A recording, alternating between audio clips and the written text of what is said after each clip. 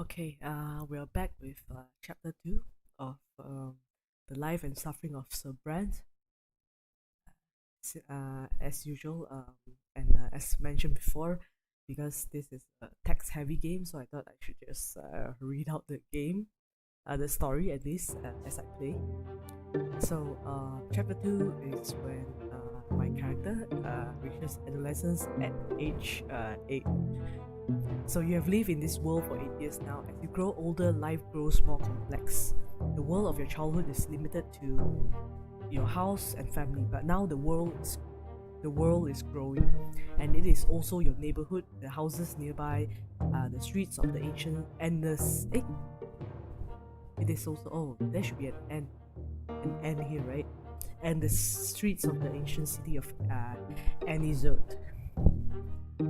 The question now looms over you, growing more important with each passing year. What will your place be in this vast outer world?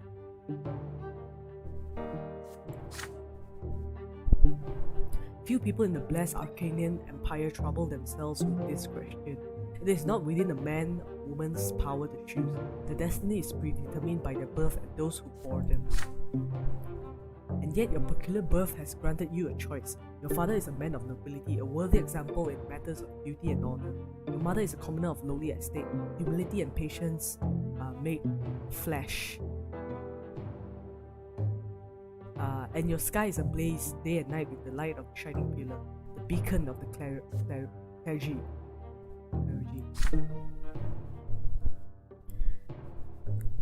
Your back bears the mark of the lash. Will you accept the drudgery and suffering that is the lot of the lowborn for your entire life, or will you follow in the footsteps of your father and your father's father and fight for the right to serve the empire as a noble of the mantle, or will you follow the twin God's word and the spiritual guidance of man? The answer lies out there in the vast, terrifying world. What awaits you beyond the walls of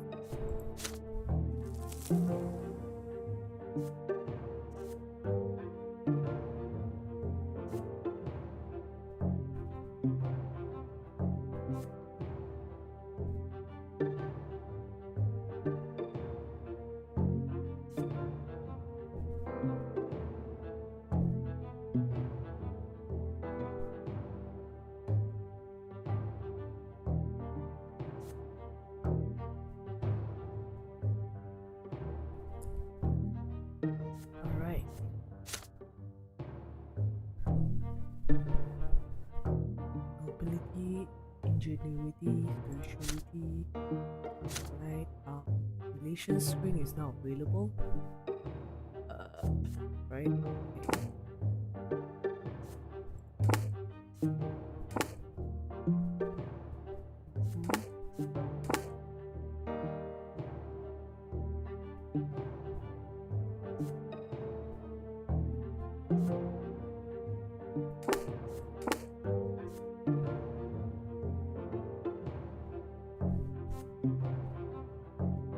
True that.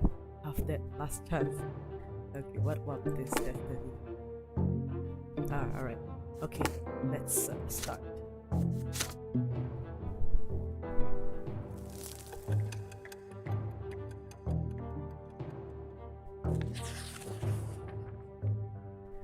The family expects more and more of you as you grow up. The teachers and tutors hired by your father keep you on your toes all the time.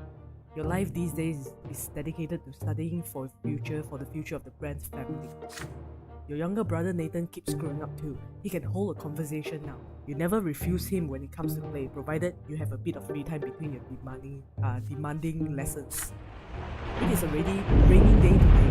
Father and mother have gone to a ball and they left Nathan in care. You lose track of time over the books in the sitting room, and Nathan goes off alone to splash in the creek. But soon you hear his voice begging you to come outside. He's on the porch, sobbing, all covered in dirt. You walk up to him as he continues to bawl. It's all that kid. He pushed me into the ditch and called me names. He said I was a fancy pants fool. I said I'll call my brother. He's still there. You have to go and punish him. Nathan points to a lopsided wooden house further down the street where the poorer artisans live. You see two boys lingering there on the porch. They are clearly both commoners, but far from poor. One of them is almost as tall as Nathan, and he frowns in a funny way, just like him. The other looks older, almost your age, but he is more broad-shouldered and taller. His name is Thomas. You've heard it before. There, that's him. Nathan points at the younger boy and hides behind your back. Thomas grins and rolls up his sleeves to reveal strong forearms. He must have been helping his father with manual labor for quite some time. Listen up, rich boys. We don't give a damn about you or your friendship. We don't let nobody call our home a stinking rat hole. Your little brother earned his ditch dive. Maybe next time he'll dress normal and stop picking fights with people who can throw him in the mud. Your hands clench into fists before you react. Nathan called them names first. No wonder they did the same. That's how it goes. But pushing your brother into a ditch is too much. Thomas stands tall and confident. He sees no threat in you. You're about to get ready for a fight when you feel a tug on your sleeve. You turn your head to see Nathan, the one who started the whole mess.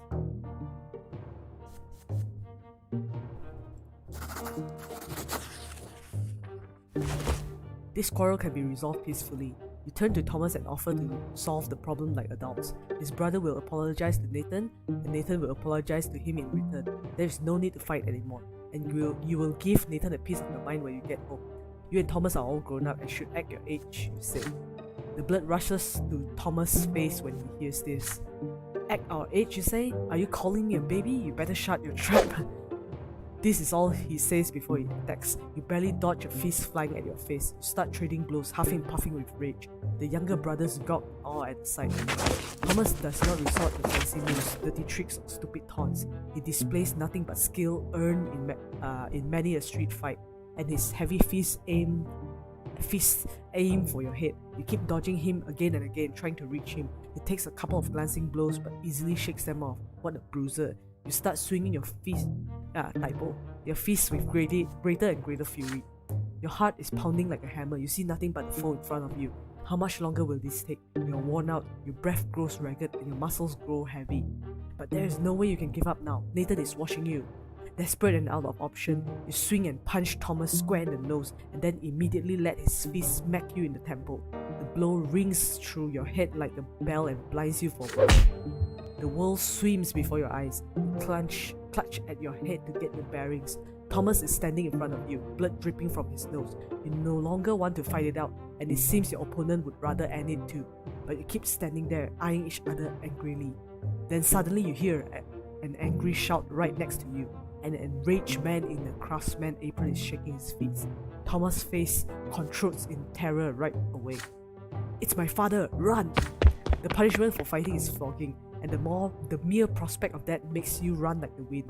Thomas sprints in front of you. You dash across the rotten wooden planks of the back alley, up and over a lopsided fence, across a giant puddle in one leap, and then forward into the tall grass. You hide there and stay quiet. You hear no sounds of pursuit. You exchange glances with Thomas and start laughing. His laughter is loud and infectious, but soon he cuts it short and grows sadder. I'm gonna get flogged anyways.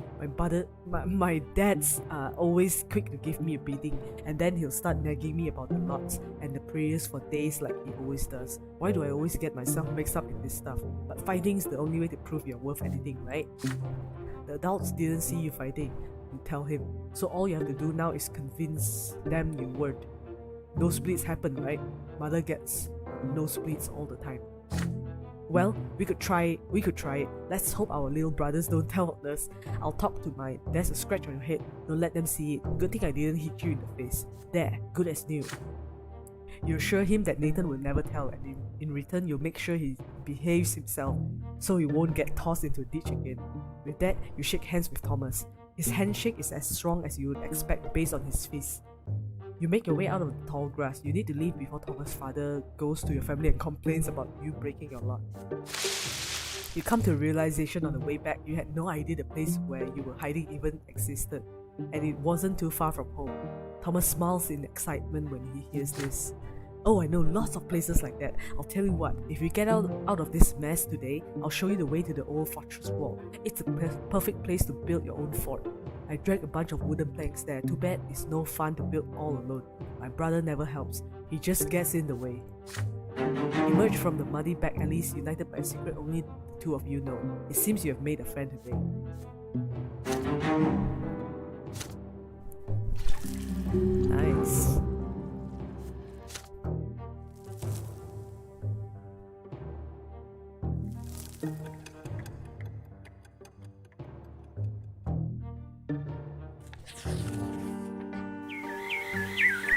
Riders on the road. It is blistering hot today, even for the sun-parched land of Magra. As soon as you are done with your studies, you dash outdoors and out of the stuffy room. You and Thomas roll up your shirt sleeves, but it barely helps. You would gladly go shirtless had you only been in the company of other boys. But there are 3 girls in the yard today. They are doing the laundry in a big wash tub, whispering and giggling. If you could, you would gladly keep watching one of them at work. She has big eyes of deep blue. Her dark hair is braided and her plain grey dress is mended and patched all over. Her name is Sophia. She throws her head back a little when she laughs. The rays of the sun are reflected in her eyes. You, Thomas, and the other boys keep telling silly stories, anything to make her laugh. You sure love telling tall tales. Oh, I remember this one time. But then Sophia hears a voice calling her home. She nods to you and runs across the street smiling. Her light steps carry her forward, but her eyes are looking elsewhere. But then a stone on the road catches her foot. She stumbles and falls flat into the dust. The street starts shaking from the thundering of hooves. Riders appear on the road from around the corner. They bear a coat of arms you recognize right away, a sable serpent blade upon a field of bird. It symbolizes the Milanidas dynasty, the family of the province archduke. The horses dash forward. A lost wooden toy on the road cracks under their hooves. They will not slow down, they are the nobles, and the rest must make way for them. Sophia is in their way, just now starting to get back on her feet. Her mother is crying for her desperately from behind the fence door. You freeze in terror. The riders surely see the girl. Are they going to stop, or are they going to trample her? In a few moments, the beautiful girl will be toppled, trampled, and crushed.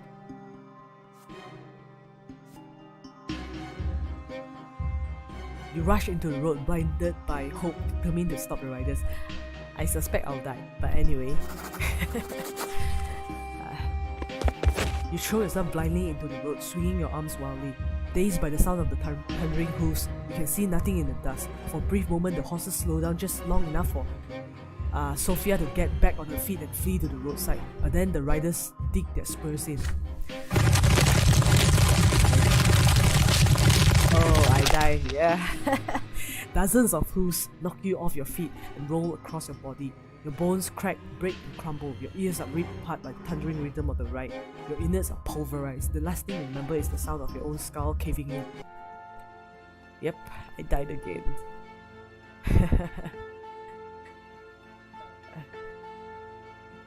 Did I read this part before? No. Impenetrable darkness surrounds you. You stand alone, bare to your very essence. It paralyzes you. You have an urge to cover yourself, to hide. No one should see you so vulnerable, but you cannot conceal the truth in this place. You are bathed in an unbearably bright light. It has no hint of warmth in it. It is blinding. It leaves no shadows in the entire world. It is the light of the shining pillar itself. In this radiance, you can clearly see all your thoughts and doubts, your errors and transgressions, the contradictions that have permeated you since birth. They cover you from head to toe like rough grey tatters, but they melt away in this light. You are naked. You feel liberated and whole. It is as though all the wounds and cracks in your soul have been healed, making it the way it should be. It is as though the scales have fallen from your eyes. You see the true shapes of things now.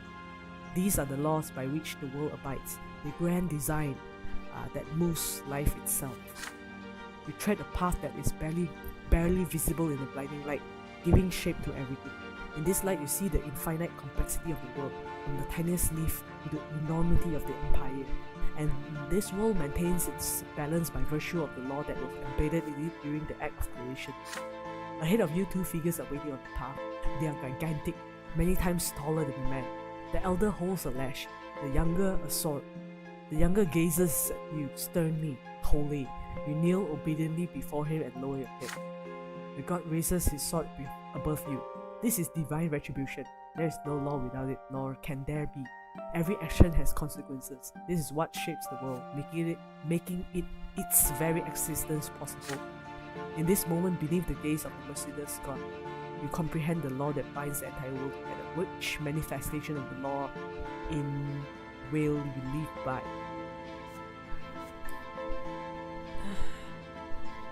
Right. You defy the design of the gods and the law that binds it together.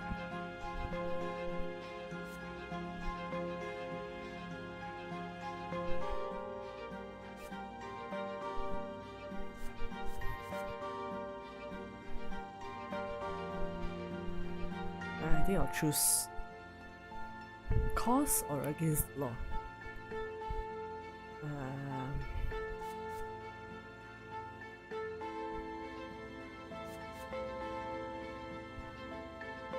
Okay, I'll choose cause. The blade flashes. The youngest sword slashes through the air above your head. You do not yet deserve your final punishment. The law demands that you continue your life. Your form has not been completely destroyed, nor has that of the world. The younger extends his gigantic hand and shows you the way. You must proceed. The path leads you to the top of the crown of the silver tree, spread wide in the white beam. The branches are closed now. It is time to descend. You're drawn downwards into the darkness. The shadows that had disappeared in the blinding glow creep around you and envelop you. This is to be expected, but the purity and clarity of spirit is still there. Something is forcing your throat open. Air. It scratches you on the inside. Your soul is filled with struggle again, with the contradictions from which the fabric of this world and you yourself are woven.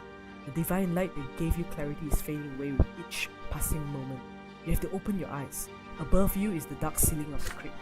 You are reborn. Then you can feel again. You sense your body, head, arms and legs. The light fades around you, obedient before a will that is stronger than you. You return to the world. Such is the law of the twins. You will return to the world until the time of true death. And in this world, you will have a body with which to feel pain and suffering and pleasure. You smell a sickly, moist odor. You open your eyes and see the figures of mother and father in the gloom of the family crypt, speaking to each other quietly. They stop as soon as they hear you gasp. Mother runs to you, locks you in an embrace as father wraps you in his cloak. Then, do not say a word. Oh, should be they. They do not say a word as they lead you out to the surface and back home. You have met a terrible end, my son. You were trampled by those forces. Don't be so careless ever again. The lives you were granted by the twin gods are not to be wasted so recklessly. You would be punished for this, but the twins have already meted out their punishment. You tremble, your steps are unsteady as you learn how to move again. Your body is eerily smooth and fresh and renewed. Even the recent scars and scratches are gone. But there is something new on it. A fresh black mark, a reminder of your lesser death beneath those hooves. Remember that by the twins' mercy, we are all given enough time in this world. Should you die before your time, you will be brought back by the grace. For 3 times they will rescue you from a terrible fate, but the fourth death is true and final for all. Every loss of a life we were granted at our birth is a heavy blow to us, but the gods told us to mourn a lesser death, so we will humbly accept this and move on. See, your body has been reborn anew, with all your wounds healed. Do not mourn your loss of life, my son, but thank the twin gods for their justice. Do not speak of this, and do not ever play by the road again if you wish to keep on living. You cautiously go back outside the next day. Children from the neighborhood surround you. They all saw you get trampled, and now they ask you the same question. What was it like to die? Thomas rescues you from the pestering. He pushes the motley crew aside, hugs you and pats you on the back. Look at you, buddy. You gave an entire life to keep the girl safe. Then you see Sophia. She is standing nearby, shyly working up the courage to walk over to you. Soon she finally approaches you and begins speaking rapidly. Why did you throw yourself in front of those horses? My life isn't worth any more than yours. So why did you think that? You weren't supposed to die there. It was all those riders' fault. They deserve to die, not you. Her voice rises to a shriek. She suddenly stops and runs back home. You stay where you are, watching her run, the golden rays of the sun dancing in the braided hair.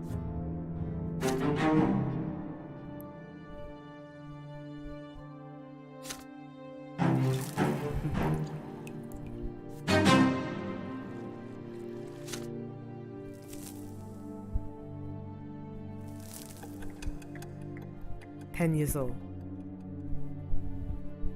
Fierce eyes, the sunlight shining in them. But no matter what, life goes on. You're 10 years old now. Your studies continue and you're learning more about the land you live in. Anizot is an ancient city in an imperial province by the name of Magra. All soil in Magra was turned to ash eons ago, scorched by magic during the rebellion of Duke Char Milanidas. The magical arts are all but gone now, but scorched earth has remained barren and fertile ever since. Since then, the entire province has lain barren, tormented by cold and scorching winds in the cold metro, with few precious plants taking root on their own. All fertile land in Magra is bought elsewhere and brought here by an endless caravan of carts. To pay for food and soil, the cities of Magra became skilled in many trades, mostly mining and digging for metals and stone. Last fall, there was an explosion just outside the city, followed by clouds of thick smoke. The first of such incident frightened the citizens, but then explosions and smoke became an everyday occurrence. Soon everyone grew used to it. Father explains that the miners are using a new invention called gunpowder. It makes it easier for them to reach the precious stones and metals deep within the earth. Then one day, a thunderous explosion rocks the city, and black billowing smoke covers the houses. People are stuck in their homes, all windows tightly shut. The air is impossible to breathe. Nathan coughs all the time. Gloria and you cough only when nobody is watching. If mother hears it, it'll make you inhale those hot herbal vapors, just like Nathan. It takes 2 days for the black smoke to disperse. People pour out onto the streets to meet their friends. Thomas is eager to share everything he knows about this incident with me. They took lots of burned up people to the city temple. Mum told me she was helping the healers. There are many rumors. Some claim it was the work of a beast stirred from its slumber, while others say it's the surviving witches that continue to threaten the order in the empire with their cursed powers. But as for you, patiently wait for Father to come back home, and then you ask him about it. Father spends day and night at work prefecture, while Mother spends all her time in prayer. It takes a full week for Father to finally come home, and he's almost completely spent. We muster enough courage during dinner to ask him what happened outside the city. Father raises his head, his face a bleak, weary mask, and starts muttering his proclamation. It's almost as if he doesn't see you. It's the mine outside the city. They were trying to get to a vein of ore.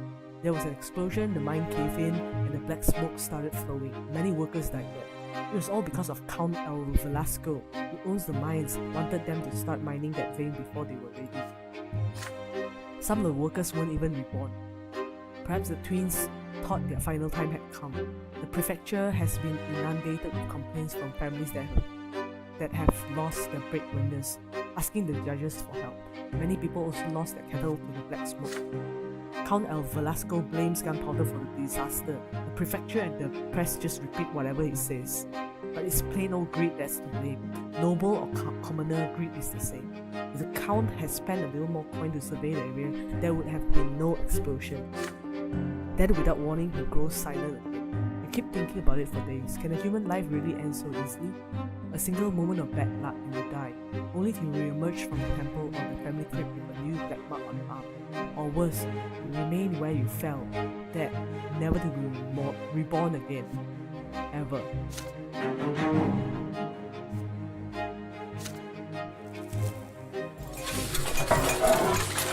Stephen's example. During lunch, father tells you to stay home in the evening and prepare to meet some important guests. Your elder brother Stephen will return home by dinner tonight. Joining him will be your grandfather Gregor Brante, as well as a noble friend of the family.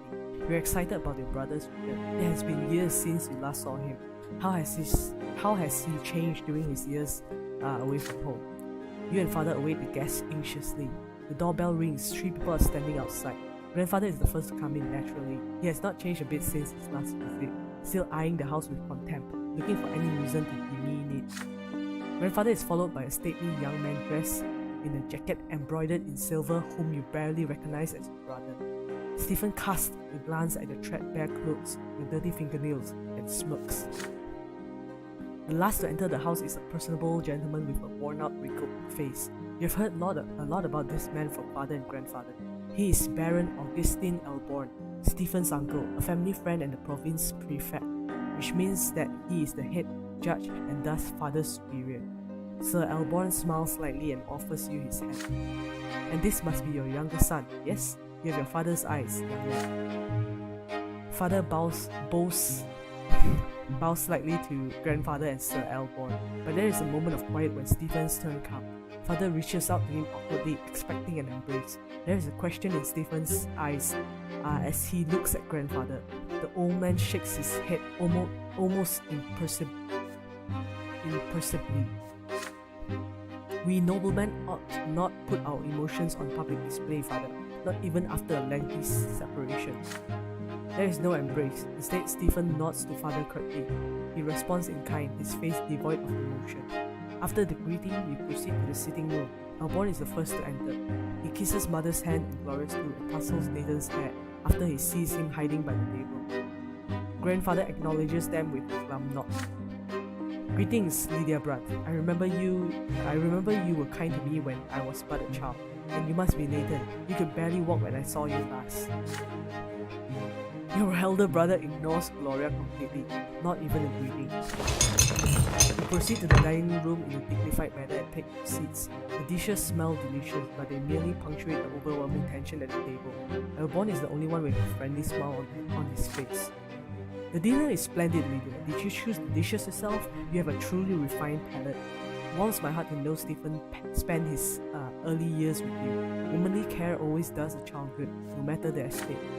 Your fork freezes in the air halfway to your mouth. You expect many things from a noble of the sort, but words of praise for a low-born woman are not one of them. You cast a glance at grandfather. It looks like he's about to choke on those words.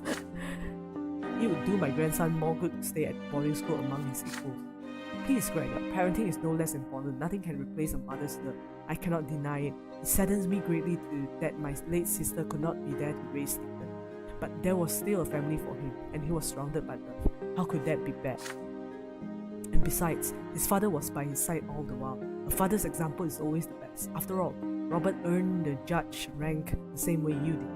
Your grandson will surely follow in your footsteps, and who knows, perhaps even the younger men of the Brante family will contribute to that.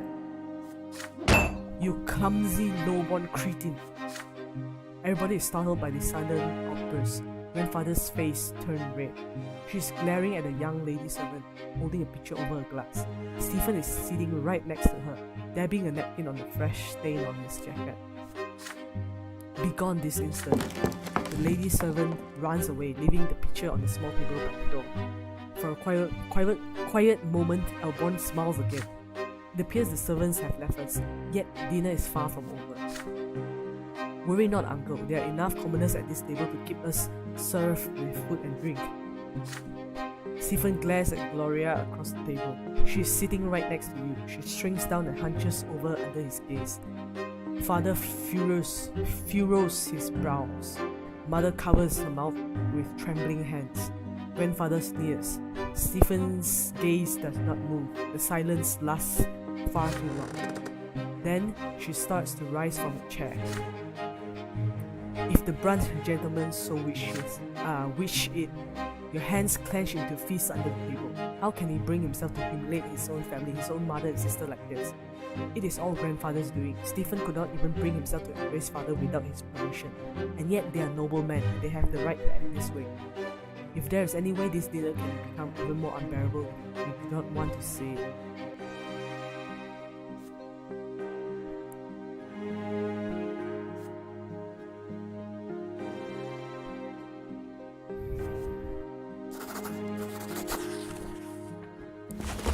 You deliberate for a moment and then, this is the wrong then take the napkin off your lap and rise to join Gloria. A moment later, you hear the sound of another chair moving. Your mother joins you. Three of you now refill glasses, serve food, clear away dirty dishes. Sir Alborn tries to make small talk with father, but in vain, so he focuses his attention on grandfather and Stephen. Grandfather is pleased to inform him of Stephen's achievements at the boarding school, especially his exemplary sword fighting skills. He constantly stresses the importance of your elder brother for the future of the family. You listen to him dispassionately as you continue serving new dishes to the table. As you wait at the nobleman's table, you, your sister, and mother never bump into each other. Your labor is impeccable. Grandfather could not have found fault with it even if he tried. When the guests finally leave, the three of you embrace each other with relief. Your shoulders and back are aching, but being a manservant inside your own house hurts even more. This is your reward for following your lot.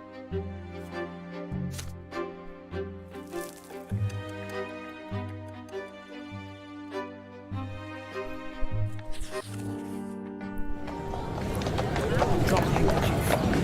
Hot, grimy, sweep through the city from the barren lands around it. The noble residents of Anizod prefer to remain in their chambers, while the commoners huddle in tents or in the shade of the silver tree. You are on an errand right now. Your father wrote a letter to a noble acquaintance, and you are to deliver it. Thomas, the boy down the street, is tagging along. The two of you are inseparable now. The errand is an easy one, so you decide to take this opportunity to loiter around the park Anizod where the nobles live. So here you are in the middle of the city square, resting on the ancient brickwork by the old fountain in the merciful shade of the gargantuan silver tree. Thomas is by your side, lazily slouching on the edge of the fountain's basin. It's a hard life for commoners like you and me. Either you break a back in the workshop day and night, hoping someone will buy your goods someday, or you become a manservant to some noble. You never get a chance to enjoy life. This is our lot, you remind him. Work and endure and suffer, but Thomas waves your words away. Yeah, I know all that already. Mother keeps drilling that stuff into me. We must be humble. Our strength is patience and persistence. So yeah, I say, but I want to make my fortune no matter what. So how ain't that living by the lot, I ask you? But the lots, they ain't easy. Let's take you for example. Brante, your father's a nobleman, but even if that didn't make you one, just look at your hands. You never had to work as hard as me, but we have the same lot, so we are supposed to suffer the same. Or look at your father, he's a judge. He toils at the prefecture day and night doing his judging, and he's a noble? I've never seen an Arcanian work as hard as he does. You shrug. The Arcanians are a different race. The books say they were born to rule over humans. They are never commoners, always nobles of the sort by birth. They founded the empire after subduing all the human kingdoms on the continent. Humans will never be their equal. Arcanians are always better, smarter, stronger, and their skin is a noble shade of blue. If the books are to be believed, of course. You have never seen one yourself. The idle chatter is suddenly interrupted by a rugged-looking guardsman dressed in black and green. He chases you away from the fountain. Common rebel like you have no place here. You hear the clattering of hoofs and wheels against the cobblestones and see flags bearing a coat of arms. A sable serpent on a field of earth. It makes you squirm. It is the Archduke's coat of arms, the Milanidas dynasty. The carriage door opens, revealing a young lady in a luxurious dress. You cannot look away from her, those dainty shoulders suggested but not revealed by the cut of her dress. Her black hair cascading over them, her stately slim silhouette, her pouty lips and prim nose, and those eyes, dark like the night sky. The way she moves fluidly, gracefully, and most incredible of all, her skin glows an azure blue. She is a masterpiece given life. She is an Arcanian. She is an Arcanian. Clear the way for me. The Milanidas guardsmen work quickly to clear the way to the fountain for the Arcanian lady. The searing sun dances on her skin in bizarre patterns. With one elegant motion, he reveals a handkerchief, then leans over the basin and wipes her head and neck with its cool water. Well, I'll be. That's Octavia Milanidas, our Archduke's own daughter. The Arcanian turns away and proceeds gracefully back to her carriage. You see something slip out of her hand and fall onto the cobblestones right next to you. Her handkerchief! It's right there by your feet. Intricate craftsmanship, expensive woven fabric, delicately decorated with emerald filigree. Your heart skips a bit. Will you dare draw the beautiful Arcanian's attention in order to return her lost possession? Or would you rather not attempt to cross the chasm between you and her?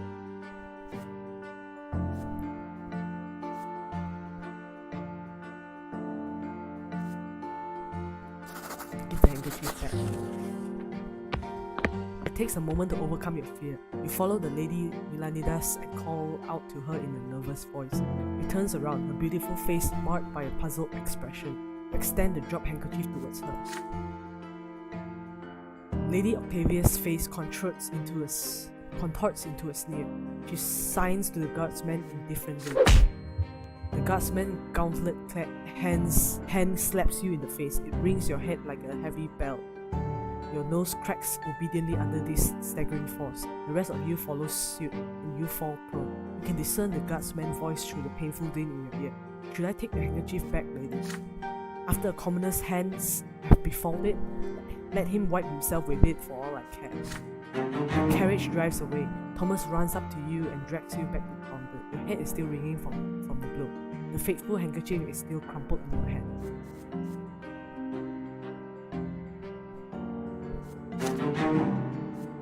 Dang.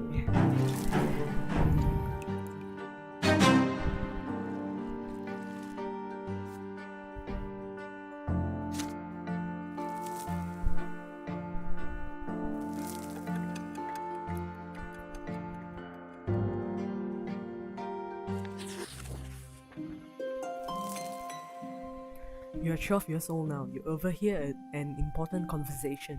It is a spring night, and mother has just sent everyone to bed. You walk past father's study and hear voices coming from beyond the door. Grandfather is yelling and father is replying quietly. The elder Brante men are fighting, arguing about the place of the commoners in the city. You sneak outside to avoid mother's attention and hide next to the open window of the study. Perhaps they'll mention you too. That no-life idiot had the gall to pay me a visit and beg me for some service. He had the insolence to ask me outright. He thought I was going to support his claim for the chairman's seat in the lesser quorum. How dare he? Father, please listen. Mayor Egmont may be lowborn, but he carries a lot of clout in Magra. He owns 5 iron mines. A friend like him could be quite useful should he become the chairman of the lesser quorum. I don't give a damn who this Egmont is, Robert. Whatever he is, however, is what he is, however, is lowborn. His lot is humility and obedience. The likes of him can never rule anything. They are nothing but a flock of sheep that needs a firm, noble hand to guide them. I wasted so many years trying to squash that quorum decree, but that accursed Cornelius Tempus did everything in his power to make the emperor sign that pathetic creed. And now even lowlifes can wield power. True power, Robert. Just the right to discuss the size of the Archduke's tax, nothing more. That is only the beginning. What's next? Are they going to arm the lowlifes now? Make them into judges? If the empire rejects the foundations and the entire edifice will crumble. Bah! Who am I telling this to? It's already crumbling, and you, my son, and heir are a harbinger of its destruction. Father, I'm begging you, I do not wish to marry a third time. Lydia is a good wife and a dutiful mother to my children. If you would only allow her to. I will allow them nothing, neither Egmont or that freeloading wench of yours. What do you want me next? Live by the laws of the lowborn? I can already see where this is going, and I would rather run my own sword through my gut than live in a country where nobles and lowlifes share the same rights. My only dream is to see the name of Brante in the blue book. But that dream will never come true. They will never call me Venerable L. Brante, and it's all because of this marriage of yours. My only hope now is to hear Stephen addressed in such a manner one day. Thank the twins I didn't let you ruin the boy. He's about to grow up a true noble man. His children will bear the name of Brante. You have 2 more grandsons. Those spineless milksops from the common lot, they're incapable of anything. The best your middle son could do is sneak into the Imperial College and get ennobled by the mantle, although I have grave doubts about even that. As for the downtrodden Nathan, I hold up no hope for him whatsoever. You hear grandfather's heavy footstep, the thudding of his cane, and the slamming of the door. It's time to sneak back home before you are discovered.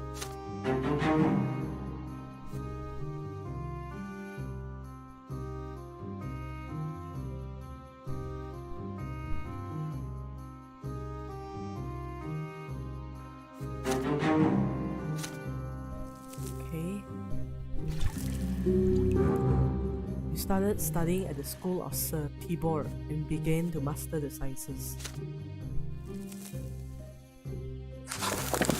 Finally, a storm of expectations. Finally, the day comes when the teachers stop coming to the house. But before you can breathe a sigh of relief and put away the books, father asks you to come to his study. You have grown, my son. It's time for you to continue your education away from home. I've chosen a deserving school for you. Sir Tibor's School for the children of noblemen and well-off commoners. Naturally, it's not a boarding school for nobles, so you'll study there during the day and come home in the evening. You share the news with your best friend Thomas. Sir Tibor's School, eh? Yeah, I gotta ask my parents to send me there too as soon as they get coin together. Father says his workshop has toiled day and night for years to save up for my education. The school is based in an ancient estate of Arcanian design. The classrooms are tall and spacious with massive benches. The sounds of scrapings, quills, and lectures on history and imperial law and theology echo under the vaulted ceilings. The rules are strict, the lessons tiring. Restless Thomas keeps getting distracted, and several times he gets his hand slapped with a stick for it. Every teacher demands flawless mastery of their subject. Every day, Father asks you about your studies. You have already told him twice how Magra joined the empire and how the nobles' court of honor is different from the commoners' civil court in the city prefecture. But Father keeps pressuring you to work even harder. When it's time to go to bed, Mother will not let you go to sleep until you recite a newly learned prayer for her. And when it's time to go to school, you promise her every day that you will behave with great humility and steer clear of insolent behavior of any kind, for you still live by the commoner's lot, and that lot is hard work and suffering. Your first month in school draws to a close, and the teachers announce that there will be exams at the end of the month to determine the best and the worst students in each subject. Father insists that you devote all your spare time to studying law and history if you wish to follow in his footsteps, but when you speak to Mother every day, you start considering theology. You still remember the revelations and divine visions that came to you in earlier years. You have only one more day until the exam. You have locked yourself away in your room, and it's already getting late. Your desk is covered with handwritten notes surrounded by leather-bound books. Just looking at that makes you queasy, but you have to read through all of them again, at least for one of your subjects. There's a nagging thought on your mind. Thomas ended up in big trouble the other day. He got in a fight with several boys who live next street. They heard about your wooden fortress and got in and outraged by the fortification built by commoners. They swore to dismantle it tonight. Thomas swore he would defend the fortress until the end. Perhaps you should abandon the books to rescue the friend in need. But then you hear your little brother Nathan knocking at the door. He stands there shyly, not saying a word. He often does that, standing still and staying speechless until either you speak first or he runs away. But this time he actually says something. The door is locked. Are you okay? Is there anything I could do to help?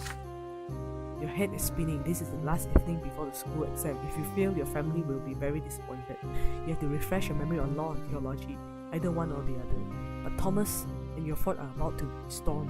Why today of all days? You grind your teeth in rage at the thought. Nathan is by the door, trying not to bother you. He wants to help you the only way he can, for reasons known only to him. Will you accept his help?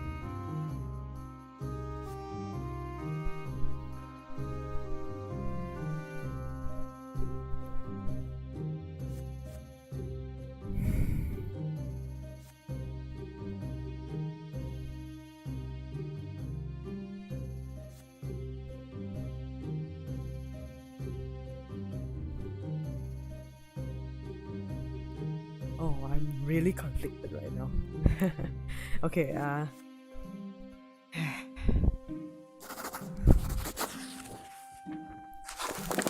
push Nathan out of the room. He cannot possibly help you prepare for the exam. Soon your eyes start to hurt from all the legal terms and chronologies and titles of imperial edicts. You repeat everything, every single line of it, until your head hurts and your vision begins to blur. When Father walks in, he chuckles in approval. You fall asleep right there amidst the books.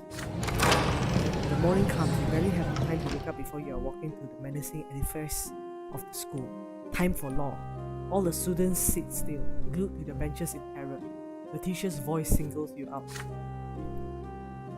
If a commoner insult a nobleman's honor, how ought he to be dealt with according to imperial law? Bring the commoner to the prefecture where the judge will sentence him to corporal punishment. And what if a noble takes a commoner's life by negligence or whim? The noble is fined by the provincial authorities. Surprisingly, even yourself, you give the correct answers to these questions and the many more that follow. The next subject is the history of the blessed Arcanian Empire. You masterfully recount the history of every province as they merge with the empire from Monia to Magra. Then you recite the names of every tempest who has ruled the iron. You conquered every question the teacher asked you without confusing a single day. You get the highest grade in law and history and an average grade in theology. You relay the teacher's praise to Father over dinner. He smiles at face with you. Well done, my son. I can see how hard you've been working. Keep at it. You will be among the empire's greatest servants. I'm proud of you.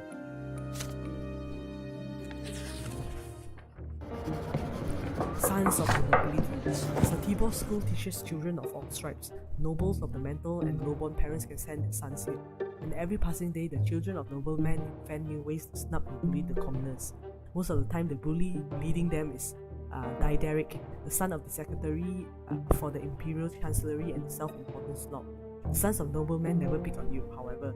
They know that your father has been ennobled by the people. However, Diederic and his retinue soon choose Thomas as their favorite victim.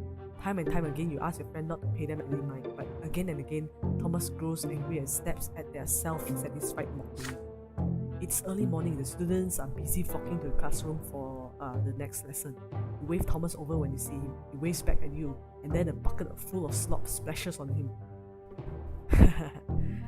Alright. Needless to say, it is the work of Diederic and his entourage. You hear his familiar creaky laughter. The tailor's son stinks. How dare he sits next to decent folk? Thomas clenches his fist. You're dead, Diederic. He throws himself at Diederic's mighty entourage like a soldier ready to wage war. He attacks them first. This is just what they expected, and they are free to retaliate. He barely makes one movement before 4 pairs of hands grab him at once. Diederic sneers and kicks your friend in the belly. Thomas gasps for air and starts coughing. You stand between them as Diederic readies another kick. The nobleman's son cocks an eyebrow. Why do you mingle with commoners? He asks. Your father is a noble of the mental, ought to be friends with your own kind, your equals, not the dirt beneath your feet. Behind him, 4 boys hold Thomas down as he struggles furiously. The other students are watching you, frozen in fear.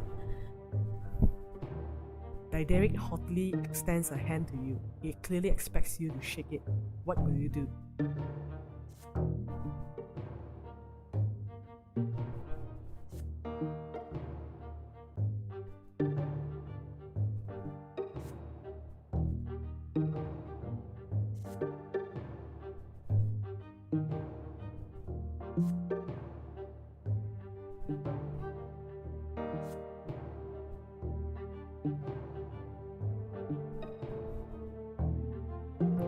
Okay, I am very tempted to seek the school authorities.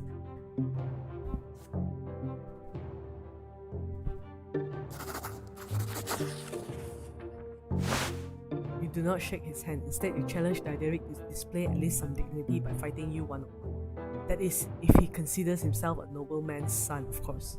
Diederic's face grows serious. There is no way for him to refuse this challenge in public. Diederic makes a sign, and Thomas is released, pushed to the floor. He gets back on his feet, cursing and itching to rush at them again, but you hold your friend back. The teacher of imperial law comes into the room just in time. Everybody immediately returns to their seats.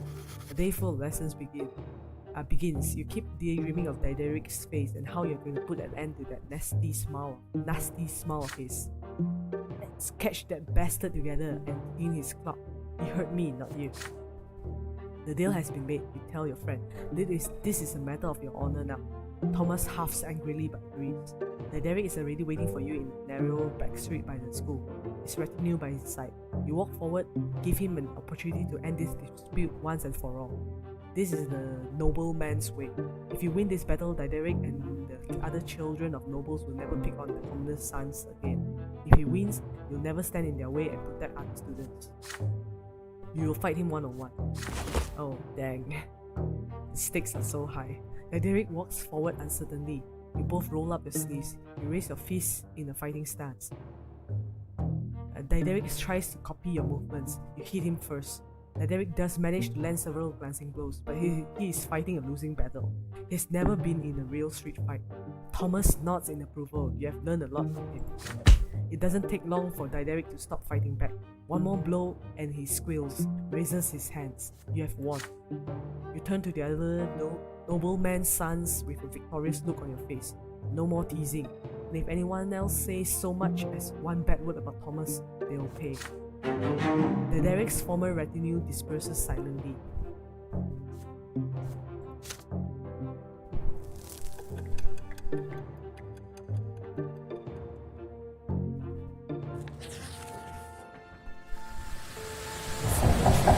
Your theology teachers tell you more about Amazon. It's more than just the provincial capital. It is also a sacred place blessed by the gods. It is where the twin gods' first disciples spilled their blood, and from the blood grew the sacred singing tree. Its enormous foliage hangs over the tree. You see branches in the sky every day, but you have never approached the trunk of the tree yourself. Today you will. Yeah, there's a typo here. Today you will be taking your first trip to the Silver Tree. Your class is visiting a service in the Great Temple by tree's very roots. Thanks to your theology teacher, you and the other students will witness this landmark of twins' advent up close. Everybody is excited.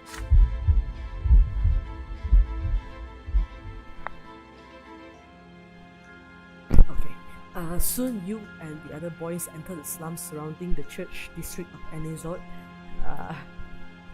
The roots are pulsating under your feet. They spread underground all throughout the area. Pathetic, cramped hovels and filthy streets surround the trunk of the tree. They are home to paupers, day laborers, and poor. The people of the district bow humbly to you and point you toward the temple. They seem at peace despite the abject poverty in which they live.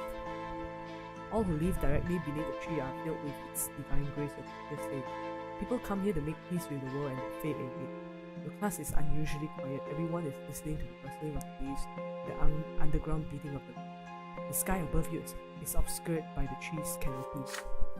You find the temple of the twin gods right next to the tremendous trunk of the tree.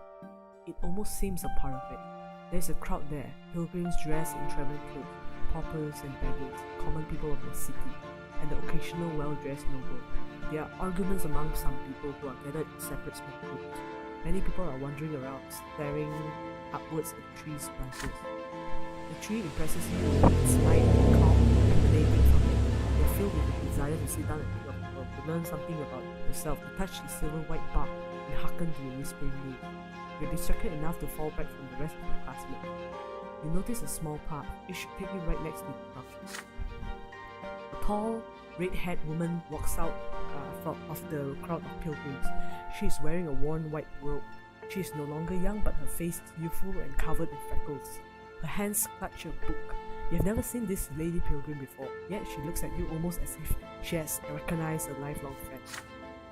She beckons to you and says her name, Matilda, a preacher from Estonia. What she says next shakes you to your very core. It's commendable to see a young man so keen to learn the teachings of the twins. He says, yet you will never follow the light of the truth within the walls of the temple. Inside you only find the lies about the gods, erring words of prophet Isaetus, sanctified by the passage of centuries. Yet anyone who sets out to read accounts of the twins' own lives know that they never so much as mention the Lord. The red-haired preacher's words frighten you. They clash with everything you have heard from mother, everything you have been taught at school. The Lords are a lie? You freeze in fear. Should you argue with Matilde, or ask her for more information, or should you treat her as a mad woman and catch up with her? You suddenly feel a small warm hand grabs your own. You see a girl right next to you. She is just a little older than you, wearing a black dress, threadbare yet almost spotless. Her hair is covered by a handkerchief with only a single golden lock showing. Her brown eyes are burning with red, a hand pulling you away from the red-haired preacher. You stand in confusion at the strange young girl, her cheeks flushed by the sudden touch. There is just a bit of color on her cheeks too, but then she starts speaking to you quickly. Don't listen to her, she's dangerous. Come to the temple with me, only there will you see the truth. You stand there, surrounded by the crowds of praying pilgrims and the sound of shuffling feet torn between two people you have never seen before, and each of them expects you to follow her. But all the while you hear the whispering of the winds in the trees' branches. The branches reach out to you almost as if the tree wishes to speak to you itself. Can you hear its voice?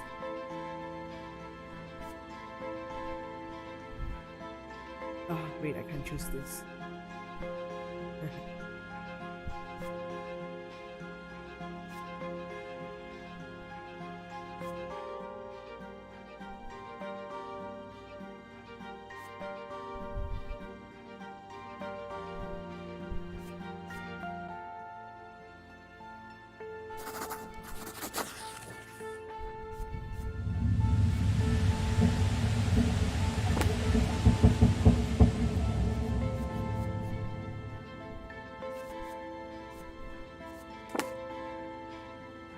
The tree is beautiful. The silver white foliage stretches and spreads towards the sky, held aloft by a trunk so thick it would be a challenge to walk around it.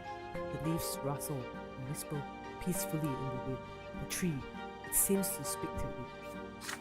You walk away from the odd-looking creature and the young acolyte, ignoring them as they talk. You walk around the temple and the crowd of people, getting closer to the tree with every step. Then you extend a shaking hand and touch the bark. It's unusually warm. You can feel a pulse beneath the roots. The tree is alive. The roots are so magnetic to form a large grotto. The spaces of air embraced by the roots and the ground. You squeeze into one of these grottos. It's unusually bright and quiet, shielded from the noise of any desert. Right now there is only wind. You sit down, there are leaves rustling all around you. The only voice you hear is the beating pulse of life that flows through the tree. And this pulse beats in time with your own heart. You feel clarity and confidence, free of doubt and frustration. The tree speaks to you, or are they your own thoughts? So strange and so unfamiliar and so eye-opening? These thoughts speak of soothing love, and of crystal clear law, and of love and law intertwining to bring the miracle of life to you. You stop slouching, and your frown becomes a light smile. Hours pass like fleeting seconds.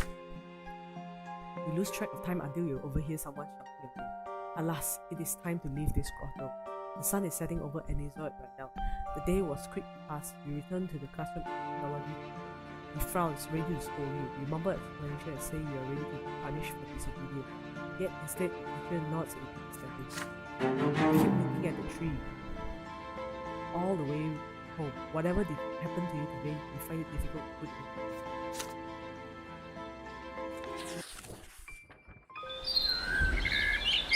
Shadow of PAX. Another school day has ended. You are making your way home, still mulling over the things you've learned from the teachers. The founding of the empire, the eternal and unshakable move of a single dynasty, the three estates, each with its own rights. What an odd sort of order the world has, yet so mysterious. At least it sounds that way when the teachers talk about it. Mother is waiting for you on the porch. She smiles gently when she sees you, and yet her expression still shows great concern. Father left on a trip to several distant migrant towns a few days ago. Since then, Mother has been trying to tell you something, but she seems uncertain. Son, could you put your things away and come pray with me? You join Mother in a prayer to the twins. She prays with fervent sincerity, her head bowed low, reciting the words of obedience of them and their greater design barely audible. You repeat after her, just as she has taught you ever since you were a little boy. When the prayer ends, your mother sighs and turns to you. My son, you're 13 now, you'll be grown soon. It's time you learn about certain things that are important to your family. Difficult things. It's about your father and me, about our marriage. You gaze curiously into mother's eyes. I'm sure you have wondered about this before. Your father is the nobleman of the mantle. How could he marry a commoner with another man's child? But you see, your father, when his first wife, Amalia Elborn, died, it was a painful blow to him. He lost the will to live, lost all purpose. He felt like his own destiny was cut short that day as well.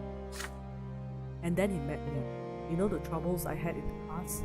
I went to the prefecture as a petitioner to ask them for help, protection and justice. When I was a young girl, I worked at a small shop that sold crockery and dishes. A nobleman took a liking to me. May his name be forever forgotten. The twins know I was humble and honored his lot to you, but he took me by force. Oh,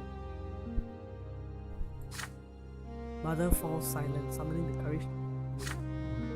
Gloria is that noble's daughter, but he was outraged. How could I have the gall to burden him with a newborn progeny? He turned me out with the little baby girl in my arms. Mother's voice is shaking now. We take her hand tenderly. I had no home, no honor, nowhere to go. When I went to the prefecture, I really didn't think the judges there would help me find justice against my former master. But when Sir Robert heard my plea, his eyes met mine, and I believe that at that very moment the twins themselves granted him the gift of their birth. Your father told me that there was nothing he could do to make that detestable nobleman marry me, but he would never abandon me and baby Gloria, and if I agreed, he would take me into his own home. Tears are running down Mother's cheeks. And I knew it, my son. I knew how much his honor and reputation would suffer, but caring for me brought him back to life. It's like he experienced another sacrament. He rediscovered his noble purpose, his not to rule and protect and care for others. But his decision to marry me, he is still paying for it today. Your father had the courage to defy your grandfather, the founder of his bloodline. If only you knew how much he had to endure inside. If only you knew the despicable rumors we heard about the brands all over Anizot. It was only thanks to the efforts of Sir Gregor that Brante bloodline managed to hang on to what little remained of its reputation. And now the noble families have all forgotten about that scandal. Thank the twins. Mother falls silent. She looks at you intently. Do you understand what she is telling you? My son, I'm not telling you just to share the pain of my past. I have no reason to complain. Even Sir Gregor has accepted me through greater teeth. But you need to understand the heavy burden our family must bear, including our scandalous marriage and Gloria's fall origin. And Gloria, you can never be a Brante. Even if the elder Brants agreed, the news would stir up the old scandal in the minds of high society. And if that were to happen, they would see even your birth as illegitimate. Mother sighs heavily. What I told you just now is something you have to know, son. You're about to enter adult life. By my lord, I must be humble. I cannot tell you how to treat your family. But may I ask you a question? Now that you know all of this, do you still see Gloria as your sister? Oh no, I cannot choose this one.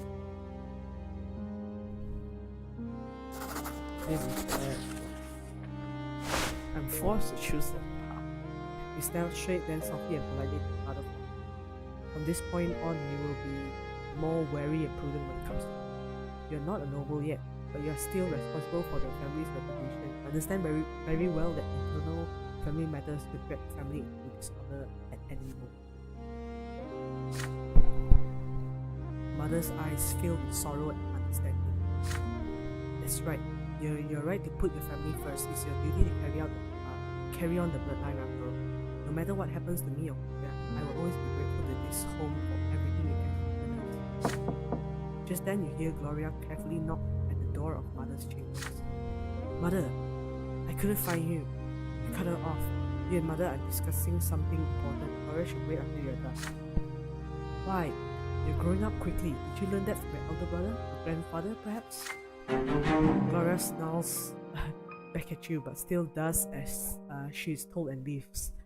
With a sigh, Mother gives you a kiss on the forehead and turns to her prayers.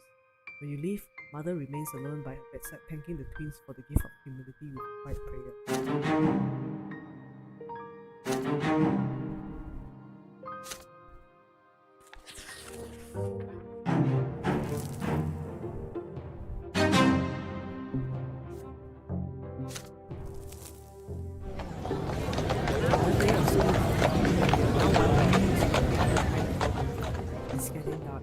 Soon you're walking past the splendid mansion of Count Velasco, one of Magra's richest landlords.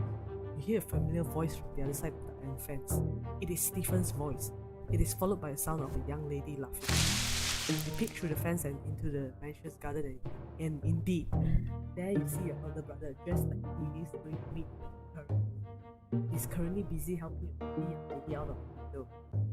He locks him in an emotional embrace. You recognize her, Maria El Velasco, Count El Velasco's daughter. And as the whole city knows, she is already betrothed to another young nobleman from a far more illustrious family. Oh Maria, I thought I would help. help you come down to earth from your heavenly abode, but your very touch brings me to the heavens. He picks the Count's daughter up and holds her in the air. She laughs almost imperceptibly and kisses him on the cheek. But then Stephen takes her by the chin and turns her face to face him. Their lips join in a kiss. A flurry of emotion washes over you as you watch it happen. Stephen is putting the reputation of his entire family at risk. Acting so frivolously with the Count's daughter may turn the Count's influence against all the Brants. Yet Stephen always speaks so highly of noble bearing, composure, and family honor. Stephen's face is glowing with joy. The older brother, he's happy, truly happy. You've never seen Stephen like this, as his arms hold the Count's daughter in a tender embrace, so gently as though he fears to hurt her. And Maria reciprocates his feelings. Must you really rob them of their secret joy? If you ever speak to him about this, no one else must hear it. You wait by the gate patiently until Stephen decides to return from his escapes. He's startled when he finally notices you standing at the gate.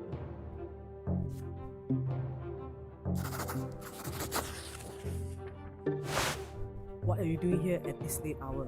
Is there something you wish to tell me? You confess to Stephen that you saw him today in the Velasco garden with the Count's daughter. This affair puts both families' honor at risk, yet you say you're happy for him. You can see how much he cares for her. No matter what, it is worth the risk. Stephen can trust you with this secret. You assure him. The two of you will keep it together. Stephen reacts to you with anger at first, but your supportive words calm him down. You've got all the makings of a professional spy, but you're right, the risk is too great. Your aid will not go amiss. You are no noble man yet, but I hope your word is worth my trust. From that day on, you help Stephen and Maria avoid attention on many occasions. You even have to distract the Velasco's manservants and lead them away on a wild chase through the district.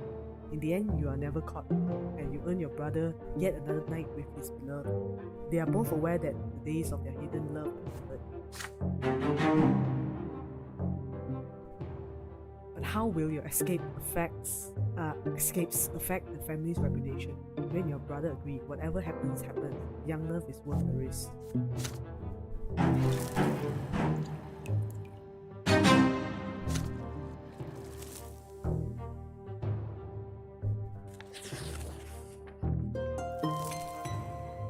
You are 13 now, another theology lesson. Today's sermon is about the priests and why the clergy is the only one of the three estates with the right to interpret the lots and guide the other two estates accordingly. Thomas sits next to you, huffing and puffing as he fervently writes down the teacher's every word. But you have heard all of this from Mother many times before, so you take this moment to daydream with her. Father promised to take you to the capital once your studies are complete. But the teacher suddenly casts a stern look around the lecture hall and raises his voice at one of your classmates. A boy by the name of Brian jumps out of his seat. The teacher asks him to repeat what he had just said. Brian freezes and seems to shrink. He tries to muster a reply, but nothing comes out. The class becomes agitated. Someone is about to get punished. The teacher's hair is ablaze, and his skin is covered in horrible burns. It's magic, real magic, just like in the books about the Magra Rebellion. The class freezes in shock. There is a dull thud as the iron-bound book falls to the ground. Brian's hysterical laughter rends the silence. He stands up from his bench, fire in his eyes, sparks on his fingertips. There are screams now. Students run for the door. The teacher tries to extinguish his burning hand. Brian snaps his fingers, and the books of Isatus on the desk turn into pillars of flame. He laughs and raises his arms, and the curtains catch fire. The screams grow louder as the fire howls. Brian's face is tense and violent. His mouth is spewing flames. His whole body is shaking with laughter. He steps towards the door. You and Thomas glance on him. He's going to burn the whole school down. Your friend's determination makes you brave. You run behind Brian, knock him off his feet. You both tumble to the ground. Even through his clothes, his body sears your flesh. Brian screams, convulses, and grabs Thomas by the shoulders with his burning hands. Thomas howls but stays put, then knocks Brian senseless with several fierce blows to the head. There are servants fussing around the room now. They put out the fire and take away the teacher. his body covered in horrible burns. You and Thomas remain next to Brian, who is lying on the floor silent. Soon, 3 men in black cloaks enter the doors of the school, each bearing an edict sealed with silver, the Inquisition. You and Thomas are told to step away from the witch. They lock Brian's neck in a silver cord. The sacred shackles of silver can hold it at bay. Only the power of the twins can save us all from its evil grasp. The next day, you are forbidden from ever mentioning Brian's name again. He is no more. Wow. The nobleman's lot. Today is a great day. Exactly 400 years ago, the twins blessed the newly found empire and anointed the Arcanian Tempest dynasty to rule over it. This day, the day of anointment is now celebrated every year. The school is closed for 2 weeks in honor of the holiday. On one of these evenings, father tells everyone that grandfather is going to bring Stephen back home for the holiday. They say families should celebrate the day of anointment together. You could benefit from your elder brother's company. With his noble education, Stephen might be able to teach you how noble men are supposed to be. Soon, Stephen arrives. He now handles himself differently. When it comes to ordering servants around and ignoring Gloria, he's still grandfather's double, but he is more grown up now and far less haughty to you. It is a dark winter evening. A damp cold wind sweeps through the city from the barren lands of Makra. He and Stephen are sitting in the library. He's telling you all about Turna, the capital of the empire. It is full of so many wonders. The Imperial Palace, the enormous Temple of Queens, the Military Academy, the Imperial College. You have read so much about these places, yet he has seen them firsthand. Nathan enters the library. He looks concerned. I can't find Gloria. I look everywhere. She's not in the attic, not in the sitting room, not in the kitchen. I heard she wanted to sneak off to the ruins of Char Milanida's palace. She could be lost in them. He and Stephen exchanged looks. Char Milanidas, the ruins of his palace are a dangerous place. Some children claim his tainted magic still lingers there, which means you absolutely have to make your way there and back again to prove you are not afraid of the long dead witch. Your brother tells you to wait, leaves and soon returns with his sword in his sheath. Get ready, we are going to rescue Gloria. She must have gone to the ruins in search of inspiration for another one of the little rhymes. The two of you instruct Nathan to tell your parents you have gone for a walk in the square. You and your elder brother head outside. You're confused by Stephen's action. He refuses to treat Gloria like a human being, so why is he still so determined to rescue her? Stephen notices your expression. Are you wondering why I care about Gloria all of a sudden? I can't act in any other way, can I? The law of honor compels me to protect the family. Gloria will never be a brand, but father still took her into our house. I must respect his seniority and defend Gloria like she is one of our own. You are a brand too, noble or not, which means it is your duty to aid me. The ruins of Char Milanida's palace span an entire district. The palace was abandoned centuries ago, and its remnants are overgrown with thick underbrush. The ruined palace is empty, nothing but cold wind blown over crumbling brickwork. Even the worst scum of the land steer clear of this place. You make your way through the ruins until you spot the scattered sheets of paper covered in writing, sisters' writing. You hear loud laughter coming from behind a dilapidated stone wall nearby. You pull yourself up to peer over it. Gloria is lying on the ground, face down, itching and sobbing. A gaggle of drunk young thugs surround her, crackling and swinging their arms around. You hear their shouts. Look at the lass, sitting here rhyming words together. You think she's all noble, but don't you worry, you lowborn tart. We're gonna teach you your place. One of the louds spits at Gloria as she lies there. Get away from her this instant, you bastard, or I'll spill your guts. They respond with mocking laughter. Stephen draws his sword. The street thugs recoil in fear, but they soon notice that he is only one armed man against many. They start reaching out for sticks and stones.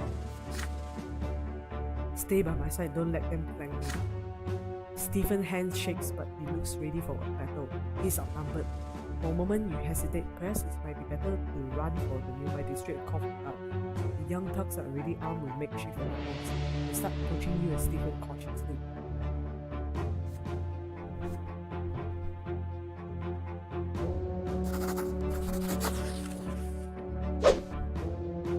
Stephen's firm voice fills you with confidence. You follow your noble brother's orders. It takes a moment to grab a stick, and then you are at Stephen's back, angrily swinging at the louts as they try to bring him down. One of the louts lunges at your brother with a stone, but you hit him with a stick and he falls right next at Stephen's feet. The sword flashes, the blade sinks dead into the young man's stomach. He wheezes, blood starts pouring onto the ground. The thugs freeze. Stephen pulls the sword out, his face and its comfortable mask, and returns to his fighting stance. You're stunned to see Stephen take another man's life so easily and effortlessly, like picking his own teeth. The thugs look like they're about to flee. There's rage and confusion on their faces. They never expected the young nobleman to use that sword. Stephen just scoffs at them. "Lowborn scum, that's all you are. This is the only language you understand. Good job, brother. Gloria, get up, we are going home." He turns to glance at his sister, giving the enraged thugs just enough time to rush you. You get separated from Stephen. Your back is against the wall now. They hit you hard in the stomach, then the face, then the side of the head. Then your mind slips away. When the darkness disperses, you find yourself lying in your bed. Stephen is in the armchair next to you reading a book. He's alive, with left arm in a sling and a back eye still alive. Your head is spinning, you feel nauseous, you try your best to sit up. Stephen looks up from the book. "Don't try to get up, you lost a lot of blood. I suppose that was a few thugs too many for a single warrior, even with good backup. I'm impressed, we fought like an army. The noble orders, the commoner obeys, all according to our lot. We defended the family's honor together. You know, brother, nobleman's lot is also a great burden that few are able to bear. It takes courage, not to fight everything you see, but to do your duty. Each and every decision a nobleman makes becomes a part of his family's legacy, flowing in the blood type forever. I think about it often. A noble mustn't act weak. A noble mustn't suffer like people of the noble lot. A noble must rule over them wisely. A noble must ensure that they have work to do. It's not merely your own lot you have to look after. You have to ensure that 1,000 others can live by their lot as well. And there are so many more matters to take care of. Honor, dignity, tradition. It's tough, but it's what it takes to be a nobleman. Do you understand what I'm talking about?" There is approval in your brother's eyes for the first time in a long while. It was a pleasure to fight side by side, brother.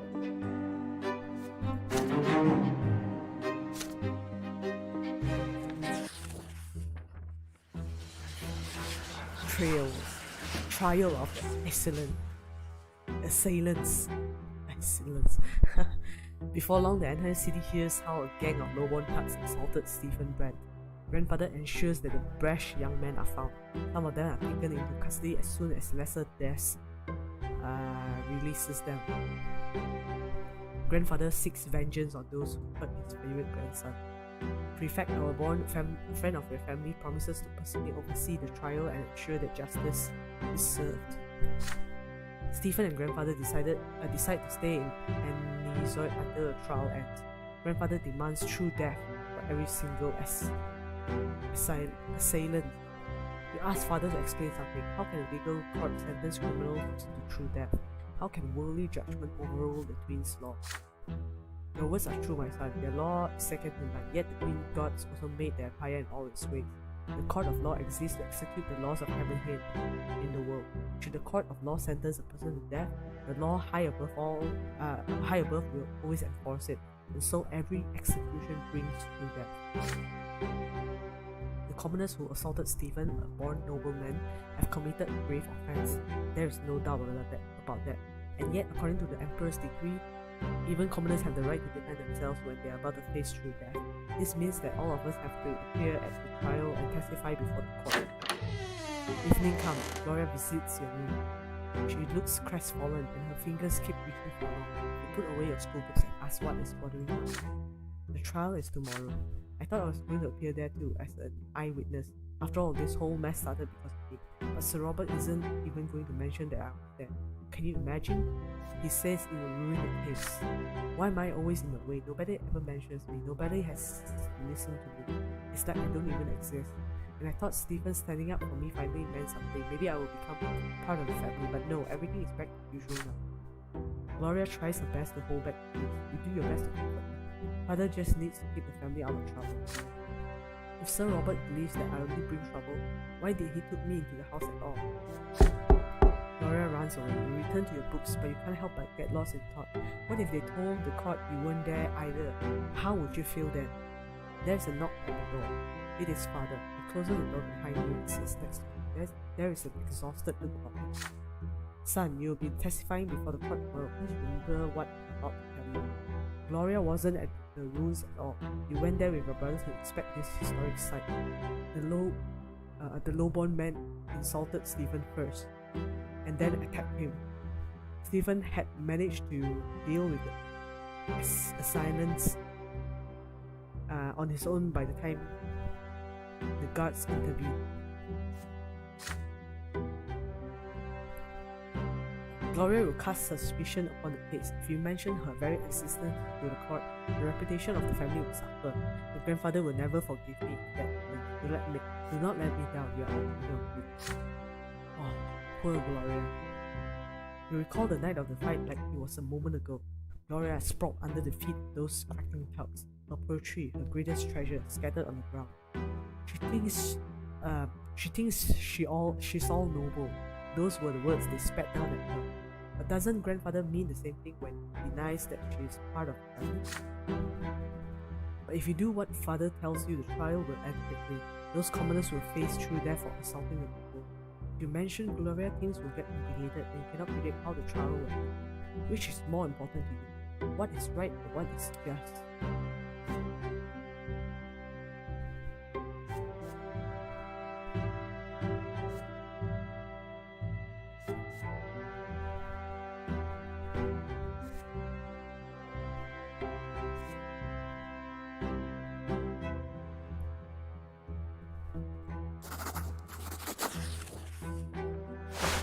You look father straight in the eye and you tell him what you think.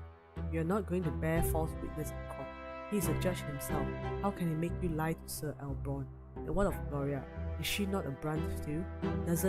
Does she not deserve justice? Or maybe grandfather is right. She is just a freeloader who deserves nothing but shame. If so, then how come father agreed to take her into his home and under his protection?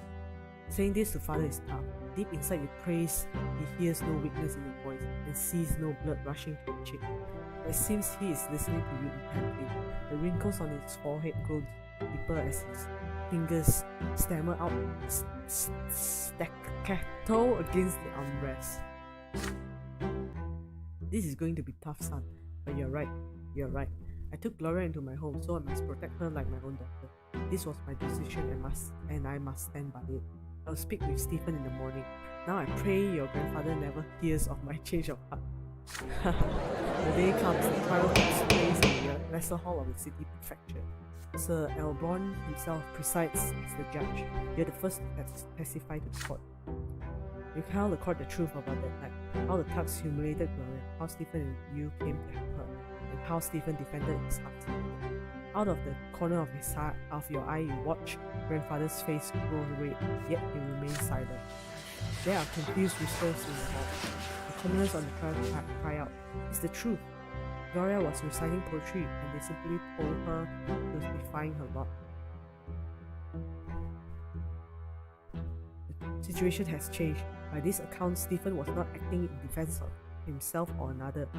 He merely assaulted them first in order to retaliate against those who had assaulted his half-sister. You spread your feet to stand firm and inhale before you speak next. Ask the hall, is it not a noble man's duty to honor his family name? Gloria does not have the brand's name, but your father took her into his home. Therefore, it was Stephen's duty to protect her, as he would have protected any of you. Contemptuous chuckles rushed through the courtroom. You have just reminded the city of father's shameful second marriage. Stephen is to testify next. He reluctantly confirms your testimony, glancing at father and grandfather all the while. His arm in the sling is his main argument. Stephen wanted the commoners to stop insulting Gloria. Yet in the end, the commoners were the first to assault him. After a short recess, Sir Elbron returns and rises to deliver his sentence. The court of Anizot finds you guilty of assaulting Stephen Elbran, a nobleman who stood in defense of the honor of Gloria, a member of his household. All four defendants are sentenced to final death by hanging.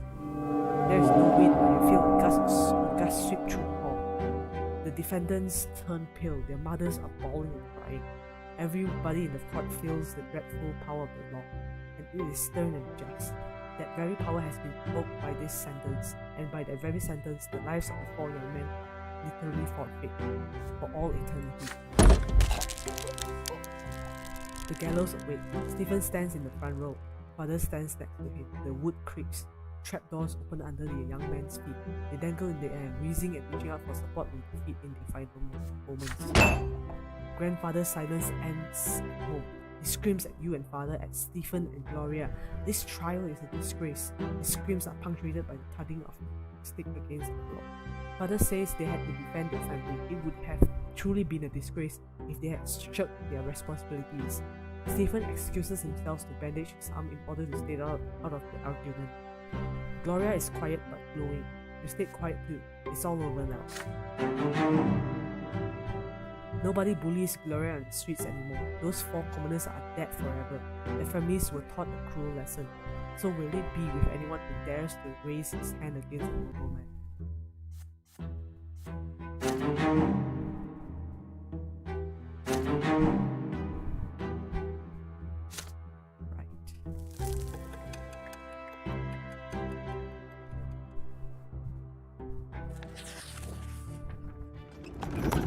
Stephen leaves us, and soon after the trial, alone. Grandfather does not go with him. For the first time in a long while, he lingers in the house for more than a fortnight.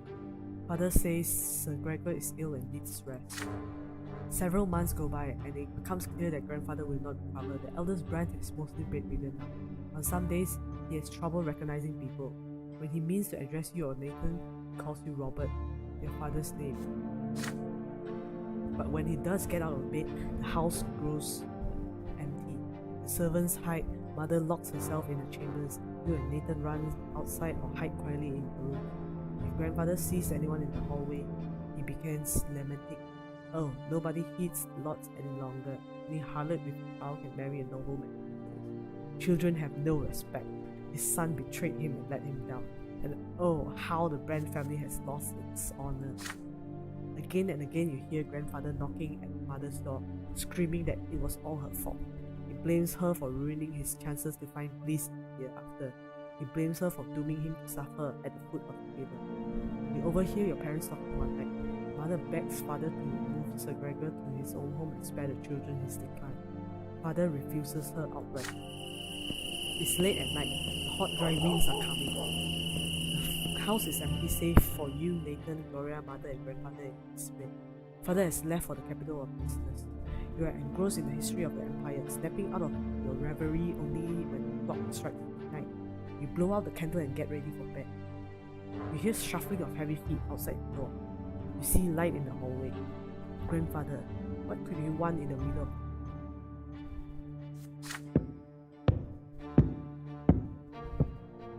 peek into the hallway once he is past. Grandfather's figure sways as he heads for the door to mother's chambers. He opens the door and walks in. You hear him saying something quietly. Your unease is stronger than your fear now. You sneak closer to hear his words. You fall commoner. I have to cleanse my sins. I have to save my soul. You are my greatest sin. You and what you have done to Robert and his family. I should have put a stop to this marriage. I should have stopped Robert from tainting this house by your presence. Oh, why didn't I do it? Please, Sir Brante, I beg of you. Silence, you will do my bidding. Fire will cleanse this all low-born filth from this place. Fire and flame will free Robert from this disgrace. This is for my son's sake. For my son's sake. For my sake. I need to eradicate this low-born filth. Twins, they are calling for me now. I can feel it. I beg of you, please have mercy. Mother begins to cry. You run into the room, unable to stay out of this any longer. Grandfather's gaunt figure looms over mother's bed, a lit oil lamp on his hand. Mother is sprawled out on the bed, crying. Please, just let me warn the children. I beg of you, Sir Brante. Your steps are loud enough to be heard. Grandfather turns to look at you. Stay out of this. Be useful for once. Worldly matters concern me no longer. I see only my sins now. And a sinner I am. A sinner. The twins, they forgive no one. They will judge me by the figure. I must do something. I don't want to suffer for all eternity. Go away. Mother is crying. Grandfather is still looming over the bed, driven to madness. His hand shakes as it clutches the oil lamp. His eyes shine in the dark. He truly believes this has begun. You are suddenly torn. What if he is right? What if this is the only way for his soul to find salvation? There is no going back now. You have but a moment to live.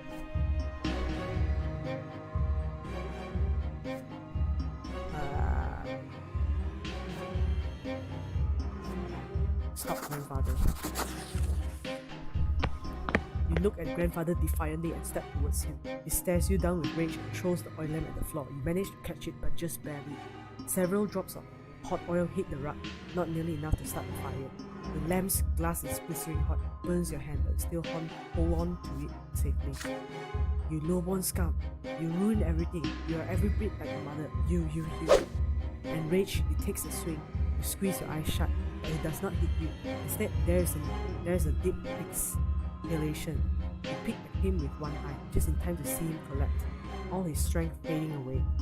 His chest is heaving. His face remains of contempt. Another heavy exhalation. The contempt is gone. There is only fear now.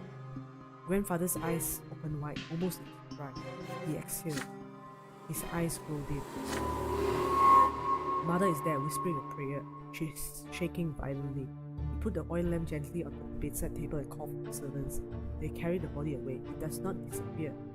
True death has found him. He will never return. You spend the rest of the night with mother in the sitting room. She will not let go of your hand. For many nights afterwards, she keeps seeing grandfather's shadow out of the corner. Father returns from Eterna the morning. He is unusually composed as he arranges for the funeral. The house becomes quiet, not the looming heavy sort of quiet of the past few months, the calm relief we all feel now that this old man is no more. At last, Gregor Brante, the family's patriarch, has departed for the hereafter.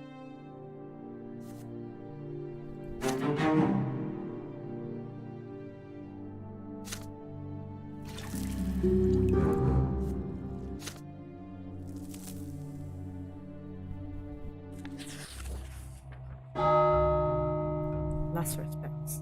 The night of grandfather's death shook your family to the core. Yet no matter how it happened, your grandfather, Gregor Brante, is dead and will never return. He was a fearful shadow looming over the rest of the family. The Brante patriarch, exerting his influence on all the lives below him. All of you will remember him. Father is the new patriarch of the family now, yet he still cannot bring himself to sit at the head of the table where Sir Gregor used to preside. Stephen locks himself away in grandfather's bedroom every day. He will not talk to anyone. Gloria and Nathan still jump at every sound that so much as resembles the knocking of his whipping stick. Mother spends all day in prayer and work. And yet the house has become calm and quiet with his passing. But there is one more thing that must be done: final farewell. It weighs heavily upon the soul. The day comes to pay your final respects. Father goes to the tomb alone, save for Stephen, Nathan, and you. Mother and Gloria stay at home. Only nobles or those who may become nobles may join this ritual. There is a solemn silence as you walk to the crypt. Father is the one who breaks this silence when you finally reach the door of the family crypt. Your grandfather built this crypt, and now he will be the first Brante to remain here in body forever, the first ever noble in the family. It is our duty now, all to the sacrament of going birth for Sir Gregor. We will honor his legacy and join him as the founder of the noble Brante dynasty. Stephen perks up at father's words. His hands still clutch grandfather's sword. Tradition decrees that it must remain in the niche above the owner's sarcophagus. Nathan, on the other hand, looks even more frightened now. Stairs carved of white stone lead you downwards. Deep in the gloom of the crypt, atop a pedestal, you see the sarcophagus that holds grandfather's body. Father takes a moment to compose himself before paying his final respect. Gregor Brante, my father, brought our family into nobility through his unshakable will. He was a judge and a loyal servant to the empire. He lived his life as if he had been born a noble, and he never strayed from the path he had chosen. He sought to make the Brante family a noble by the sword, so that our children's children might be of noble birth. The twins know I abided my father's words all my life, even if I could not obey him. Father lets a bitter chuckle as he says this. Stephen glares at father, then turns to glare at Nathan and at you. After all, the two of you were born of father's shameful decision to marry a preacher. All of you remember his disastrous passing. He did not die the true death he deserved. Yet we all must know that he fought for the future imperium to the very end, and he would be proud to see his family bid him farewell with this sacrament of the nobility. Stephen still glares at father suddenly. His fingers remain clutched around grandfather's sword. Nathan barely pays attention to the words. He looks around with unease, his arms folded across his chest. Father reaches into his jacket, pulls out a slender dagger, thin and sharp, takes off his gloves. Watch me carefully, my son. Make a small cut on the palm of your hand and let your blood flow into this dart on the wall of the crypt. It will join your grandfather's blood here and flow forever. Then ancestor and progeny will become as one. We shall enter our family's blood tide and receive grandfather's final blessing, for his blood flows first in our blood tide. He will respond to you and you are part of him, and he is part of you. With a quick motion, father slices his hand and opens a bleeding cut above a small opening in the wall. Then he hands the dagger to Stephen. Stephen cuts his hand without hesitation and does as father did. The dagger's handle feels warm. Hesitate for a moment as you look at the palm of your hand. If you participate in this ritual, you will enter the grand blood tide. You, a low-born child, a child who is still a commoner. Are you ready to claim your legacy as a descendant of the nobleman Burger Brante? Eyes of your father and brother are upon you. Nathan, the youngest brother, will follow your example. You can be certain of it.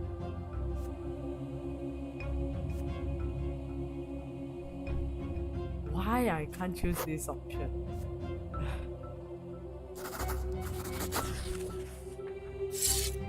You return the dagger to father and say you did not participate in the ritual. You are a commoner and your back bears the mark of the lash. Grandfather would never have let you honor his name. Man. Nathan nods in agreement. You do not deserve his name. Father furrows his brow and shakes his head.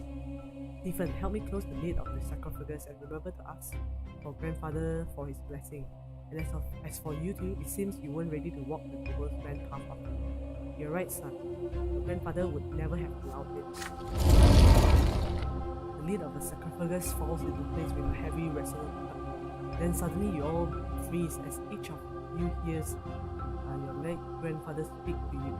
His voice is loud as it rings in the depths of the crypt, yet he speaks to each of you separately. Four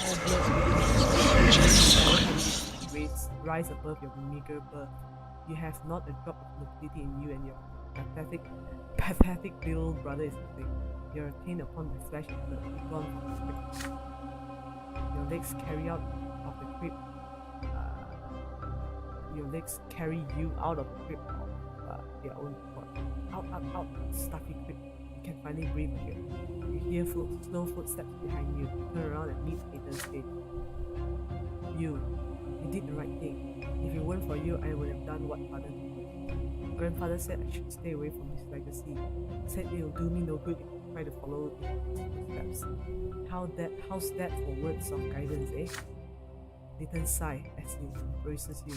Father and Stephen leave the crypt much later and walk to the carriage hotel. You and Nathan humbly follow.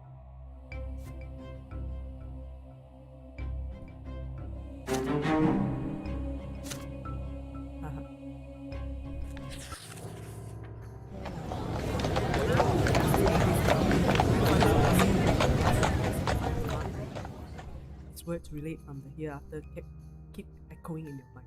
You still do your best to avoid the memory of grandfather's last night and spend more time on the streets with Thomas and your other. The road by the house reminds you of the death. Sometimes as you walk along the path you recall Sophia, the beautiful girl with the wonderful eyes, the terrifying thundering hooves. You have not seen Sophia since that fateful day. The children who live nearby say her parents sent her to a rich Cockney family, the Ottons at Sicily.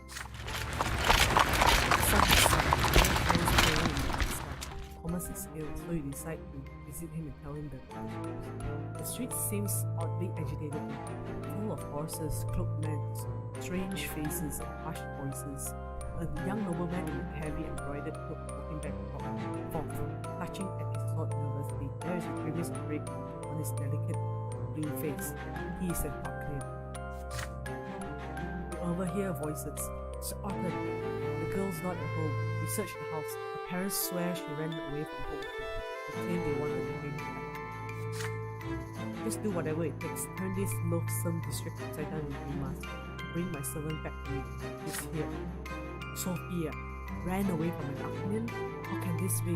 There's only one place on the entire street where a person could hide. The abandoned Morel house, 4 houses away from her. You head there doing your best not to. The lopsided house built of yellow bricks seems to be abandoned for 20 years ago.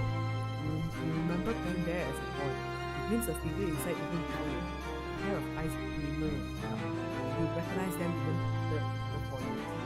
Sophia has grown up. She's almost an adult now. Her face is full of fear. She's not the easygoing girl next door that we remember. She finally recognizes him. Oh, it's you. Be quiet. They're all looking for me. I ran away from the youngest people. I might be in for a lesser death here, but I'd rather die than spend another day in slavery. I'm just a thing to him. Just a toy to play with. Sophia winces and closes her mouth and says this. There's a gleam of bright yellow deep in her eye. I ran to my parents. I told them all about the man I had served. They went and alerted police. They don't want to be the target of the fire. But you aren't going to keep them off, are you? Barking and shouting are getting closer. Sophia's voice grows quiet. She runs off to the darkest corner of the house before you. One of Otton's servants is so close you can hear his cloak swishing against the ground. He notices something and calls for the others. There are more voices around you now. They approach the house from the yard and surround. One of them seems particularly snappy, annoyed by the information. You've already heard his voice today. If you're in there, girl, you would be wise to come out and quit wasting. All will be forgiven and you will go back where you were. You know it. And if you don't, I'll drag you out by the head. The hilt of the young Arcanian's sword bashes at the door. He's about to lose his patience for good. Sophia hugs the wall in the dark, trying to stay still. She glances at you. What will you do? Your heart is racing. Do you act against Arcanian's orders? You have the gall to defy the mighty nobleman?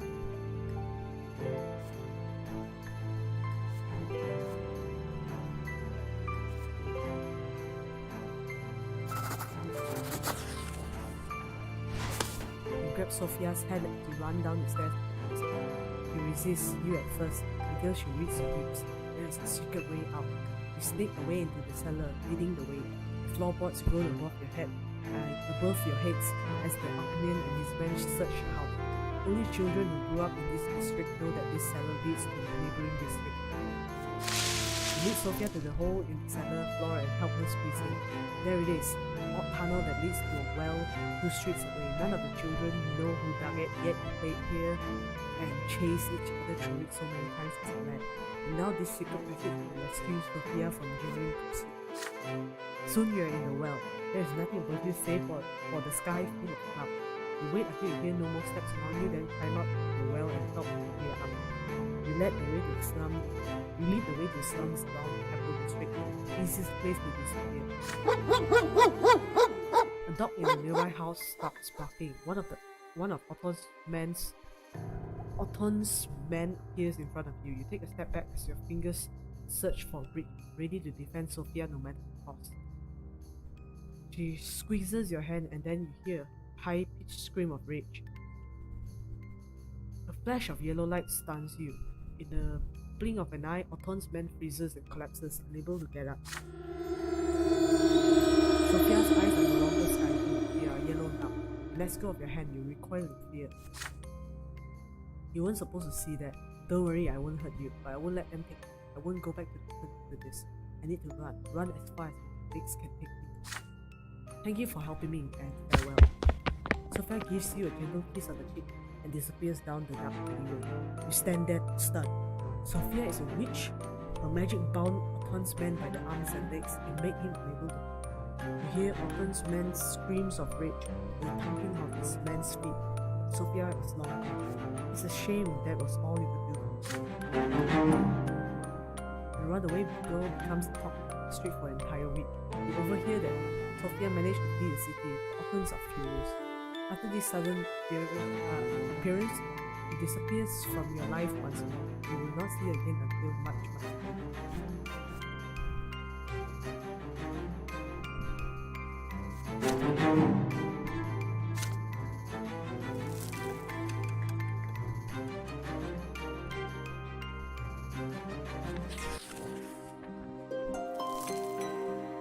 You're about to turn 15, just one step away from adulthood. Mother is acting anxious later today, barely touching her foot. Exchange glances with Gloria. She carefully tells you that she wants to go there. Mother shudders, and her hands clench into fists. No, don't you dare leave home today. Forbid it. The dirty heretic Fortis is pushing his lies under the silver tree today. Twins willing, I don't want you to hear anything. You and Gloria glance at Fortis is a patriarch, the head of a clergy throughout the entire province. This is the first time you've heard Mother speak of this about a priest, especially such a high-ranking one. Once you leave the dinner table, Gloria comes to your room with a cunning expression on her face, like she's about to play a trick to someone. She has a plan. The two of you should sneak out of the house to go to the silver tree. You simply must hear the servant for yourself. What's so bad about Patrick Fortis? Why does Mother hate him so much? You two are grown-ups now. Surely you have the right reason. Agree with your sister. Together you sneak out from under your mother's watchful eye and hurry to the silver tree. Temple block is full of people from all ranks and estate. There is barely enough room for you to squeeze through the crowd. The court has gathered around the very roots. Gloria suggests that we climb to the roof of the nearby building so you can see anything. And not a moment too soon. From the roof you see a tall silver-haired priest step onto the platform by the tree, dressed in the common black robe that looks far beneath his rank. Yet he stands like a noble before the crowd. Behind his back is a banner flapping in the wind, the open book. This is the symbol of the new faith. The crowd whispers. He holds his hands up to the sky. The entire temple block grows quiet. The patriarch begins his sermon, his vibrant voice rolling across the square. Fortis speaks of a great mistake. We entrusted ourselves to the Lords as the only way to fulfill divine providence. But for all these years, the will of the twins has been interpreted first by a single man, Prophet Isatis. The twins are ever watching from a tiny pillar. Of this we have no doubt. But how can we so blindly believe that we truly follow their will by following the Lords? Have we not seen the three Lords Isatis fail again and again to answer the question how we ought to live our lives? Have we not seen people change their lot in life again and again without being smitten by divine wrath? Every person born, whether human or arcane, lowborn or noble, must find their lot and their way to God on their own. From now on, we will seek the gods in the accounts of their own life, in their own acts in this world, and in their own words as they echo within us. And as we heed the voice of the Prince within, we will each find a path for us on our own. The crowd at the silver tree listens to the patriarch's sweet and stunned silence. You glance at your sister. Her eyes glisten with tears as she hears Fortis' words. Then suddenly, a hoarse cry rises from the crowd. If there are no lords, does that mean the nobles are going to till the field and the commoners are going to bear arms? The crowd begins to murmur. The patriarch races and inhales, ready to answer. An odd figure leaps from the crowd onto the platform. A dirty beggar, dressed in rags. A knife flashes in his hand. The blade slices. Blood starts spurting from Fortis' throat. He slumps over and collapses. A dark brown puddle spreads across the platform where he had stood. Gloria clutches her mouth to suppress a shake. A few moments of stunned silence, and then the screams begin. The people are frantic. Temple guards try to restore order in the crowd. To no avail. An old woman dressed in a visitor cassock tries in vain to apply pressure to the patriarch group. The nobles draw their swords. The dogs are barking. The crowd is pushing and shoving. Children are crying. The entire square by the tree is in chaos. From the roof, you see the moment when people start trampling each other, howling, praying, shouting. Gloria tugs on your sleeve. Time to go. You climb down from the roof. You return home without exchanging a word. Mother has been in her room all the while, so no one noticed your absence. Gloria locks herself in her room. You do not discuss things you have just seen. They are too frightening, but your parents discuss every little detail of the bloodstained sermon over dinner. This is unbelievable. A patriarch murdered in plain sight. The gendarmes and the archduke's guards have searched every corner of the slums, and the murderous beggar has disappeared without a trace. I can't even imagine a more gruesome crime. Fortis has died through death, never to return for the hereafter. But how? Why can't the patriarch be so close to the twins? Such is the way of the world, my children. Once you are granted great power by the Queen's will, there's no hope for you to come back, not even after the first of your deaths. Emperors, the powerful vassals, heads of great Achaean dynasties, patriarchs of the church, none of them are destined to be reborn. Fortis is gone forever. I fear for his soul. It was lost in doubt. Will the twins accept you on the peak of the pillar? I must pray for the patriarch children. Let us hope he managed to return to the true old faith before the moment of his death. But there is little hope for them. Wow, my willpower is dead. Last night. Tomorrow you turn 16. According to Imperial law, you'll be a full adult. Your time at Sir Tibor's school has ended. You have studied enough to apply for the Imperial College and learn the judge trade there. You have to travel to Eterna tomorrow. Your friend Thomas will go there with you to try and start in the Imperial capital. Mother and father prepare you for the future. Remember, son, there is only one goal for you. You must become a student at the Imperial College. The teachers drag you through all those books for a reason. You have the knowledge fervor to be ennobled by the word. And as my late father was before me, and who knows, maybe one day you'll be the one to write the name Brante in the blue book, and ensure that your children's children will be noble by birth. Then mother speaks to you carefully. There is worry in it. But Robert, there may be another path for our son Stephen.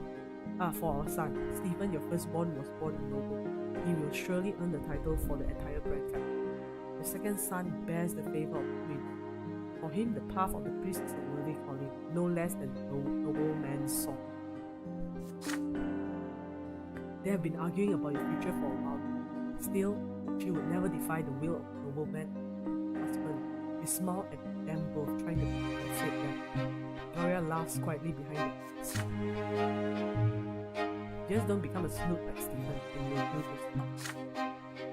Mother chided Gloria for you wink at your sister. Nathan has been downcast all over. He barely touched his dinner. When everyone gets up from the table, he suddenly rushes over the grave. Please don't go. Can't you stay? I don't know what I'm going to do without you. Hustle his hair and respond. There's no way you can stay now. But when you come home, and you'll come home, you'll tell him all your stories and bring him a special present for supper. This is it. All your lessons have been learned, all your things have been packed on the road. You leave the family home. Tonight is the last night at home before your departure. You walk through the rooms one last time. The sitting room where mother used to read you fairy tales. The library where Gloria used to spend all the time. Father's study which you entered only on special occasions. The backyard where you taught Nathan to build towers one summer. The whole place feels so familiar, so dear to you. It feels like home. You live here for 16 years. Will you ever return? It's getting late. Everyone is already hesitate. Father, mother, Gloria, Nathan. It will be a long time before you see them. Who will you spend your last few hours at home with?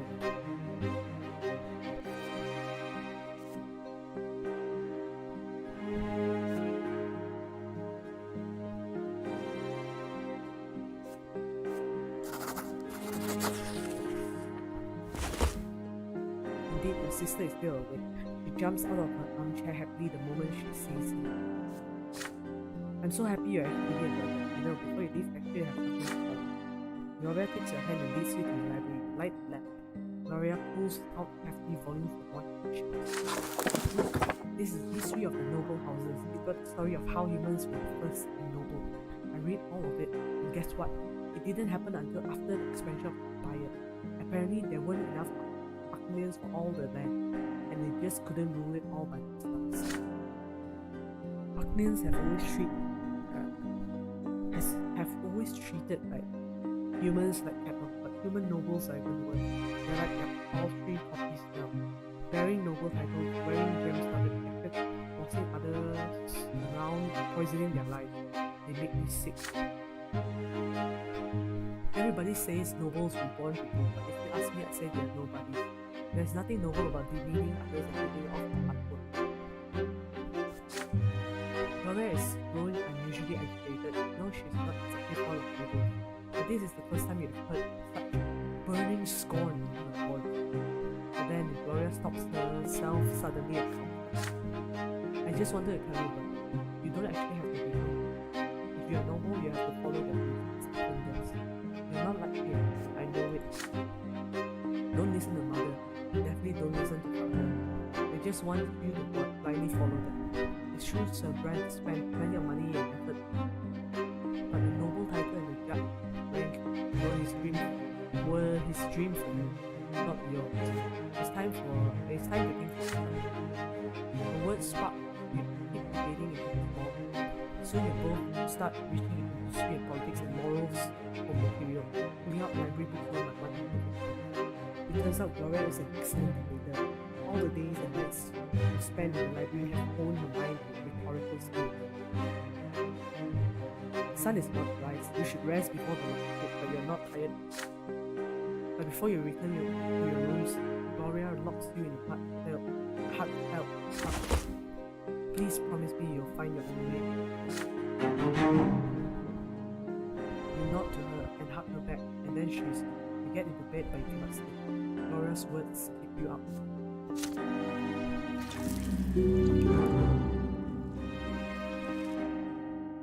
You leave the family home for a long time. The future awaits you in Bukana, the capital of the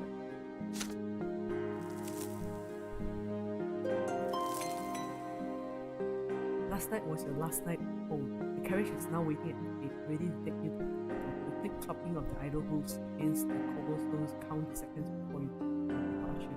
You take one last look at your parents' house and recall your childhood spent there in the nearby yards at the pool on the winding streets.